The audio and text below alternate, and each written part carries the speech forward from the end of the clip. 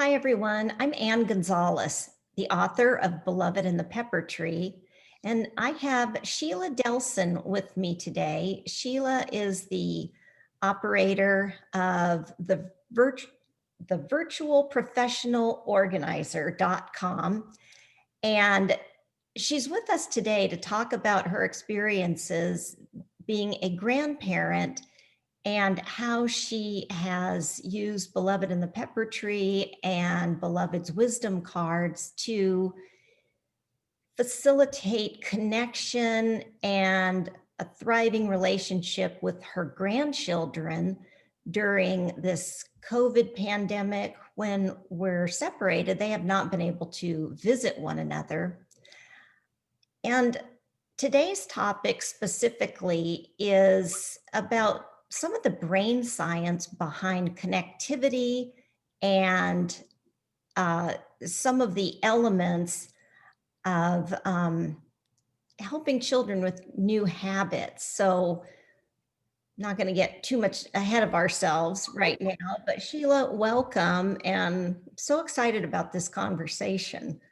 Thank you, Anne. Yeah, originally you'd asked me, what got me so excited about my discovery of Beloved in the Pepper Tree. And I explained a few ideas, but one of the other things that really struck me was the ability to make the connections, but what happens in the brain science about how the influence can become deeper, more meaningful. How does it actually happen internally, sort of how the brain works? So, I'm not a neuroscientist or anything like that, but even in my training, when I train other professional organizers how to deliver organizing services virtually, there is so many big possibilities having to do with how the brain works. So we talk in the professional organizing realm a lot about skill transfer, not leaving the client just with obvious moving situations and changing their environment physically, but what happens in how when we leave, have they been able to develop the skill to be able to maintain it for themselves, whatever it might be? It could be filing, moving a room, how to operate their bedroom closet, all those things. But it's all about the brain. It's not about the actual items. It's how the brain remembers. And that's the skill transfer thing. So because that is what I do in my work, what happened in my realization, I talk a lot about the connectivity piece that Beloved in the Pepper Tree has and the metaphors involved. But what could possibly happen, and an even deeper, kind of like an unspoken background thing that goes on, and it has to do with how the brain starts to receive information. And I think for me, as a grandparent, what I really was more fearful for myself was this separation, was the fear of not being able to have any influence in my grandchildren's lives. Mhm. As parents, we've all had influence in our children's lives, for better or for worse, but we have. And I needed to know, how can I make this deeper conversation valuable enough where I could somehow be able to impart and have some influence in their lives. So the brain is a really interesting, I've done so much studying on it, but it's such an interesting organism that we don't recognize or take or make really good use of. And I know we've heard stories that, we only use 1/10 of our brain, but being more aware of how we can use it to our advantage. And I'm not talking about manipulation, I'm talking about using it for beneficial and taking beneficial advantage. And I have, with using Beloved in the Pepper Tree as a foundation. And the thing about the brain, for memory, we're talking about having lasting memories with our grandchildren. And the thing about memory is, it used to be that there was only one area of the brain that would create memory. Well, scientists have learned that it's not just one area, it's multiple areas, specifically 3 areas of the brain that interconnect with each other about memory. and they kind of bounce off of each other. So how do we use it so that it's positive memory, good memory, and lasting memory in a good way? And that is to make sure that we build an intensity. I've learned that in my work that there are 5 elements necessary for positive neuro memory.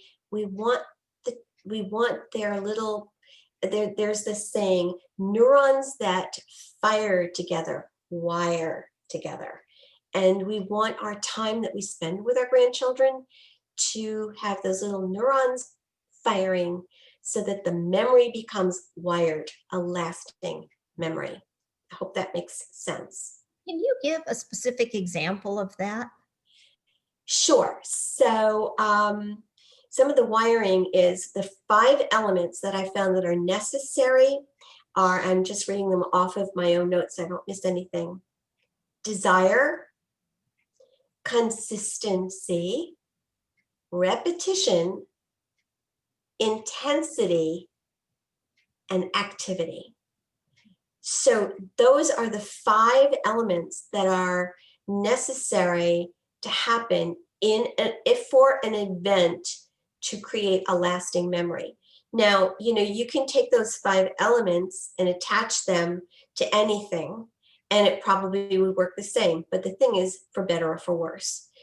However, what we as grandparents, in a loving intention, obviously, for influence, need to just make sure that we channel it very carefully. And that's why what I love about Beloved in the Pepper Tree. It's very positive.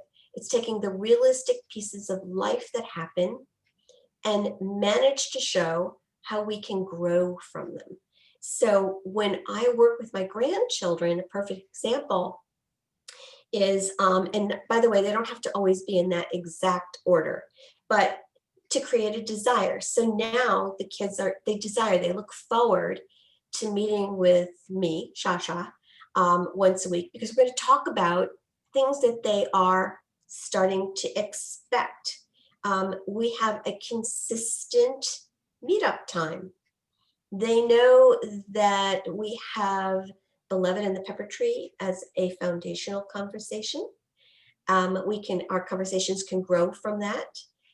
So there is the consistency of meetup time. Repetition also.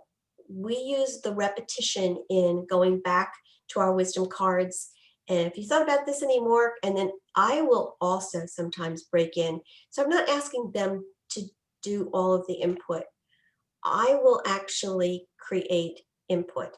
So same thing when I work with a client, I will tell them if I think one of their thoughts is different from mine, I will tell them my thought. So that's good, but let me just share with you kind of my experience. And then I will, with the card in my hand, explain to them kind of how I might think about it. So there's the opportunity for influence.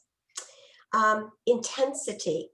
And the intensity sometimes comes with, for them, when I work with them, remotely anyway, is bringing up memories of things that they have shared with me in the past on-site times, where their memories start to fire even more because now they're recalling and bringing the connection to our immediate conversation and how we can connect the memories together. So if you can pull and increase the intensity, that's an intensive difference.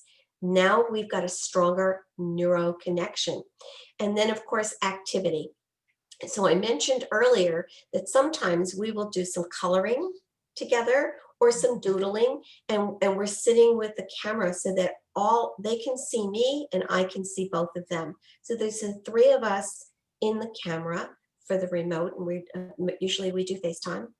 And so we can color and talk. We'll be talking about something in the wisdom card, and then the other kid will pull up another wisdom card, come out and read it.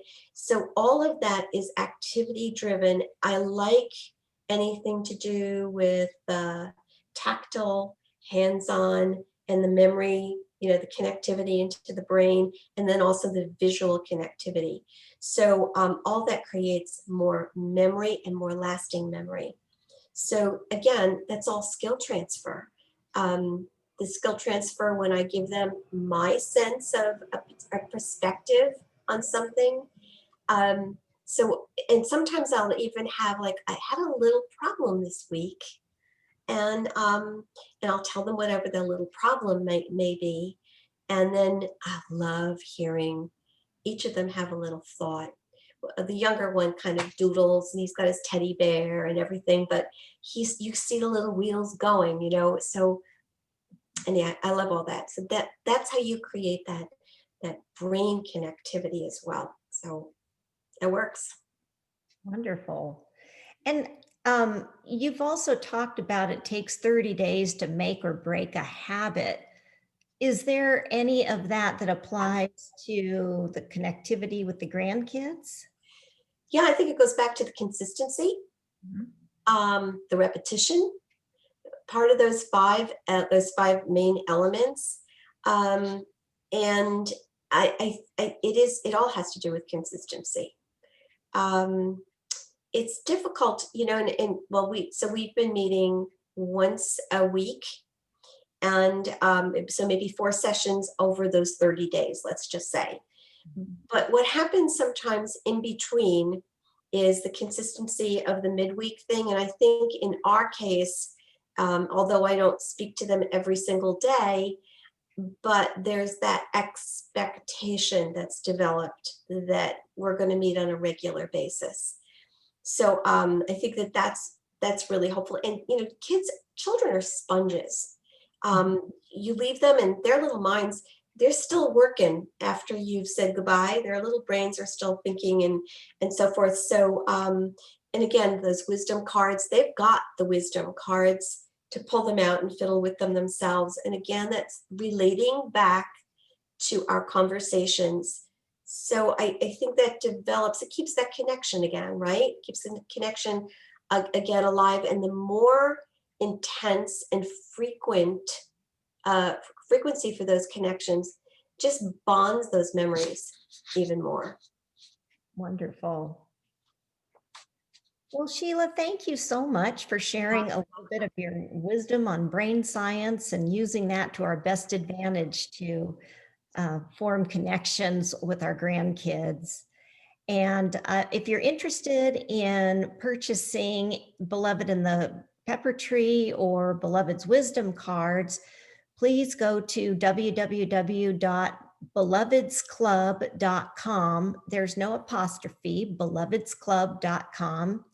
And if you're interested in finding Sheila on the web, she is www.thevirtualprofessionalorganizer.com. Sheila, thank you so much for sharing your knowledge with us. Oh, you're welcome, and it's been fun. Thank you so much for having me. Appreciate it. You bet. Super. Okay, we'll see you soon. Thank you. Bye for now.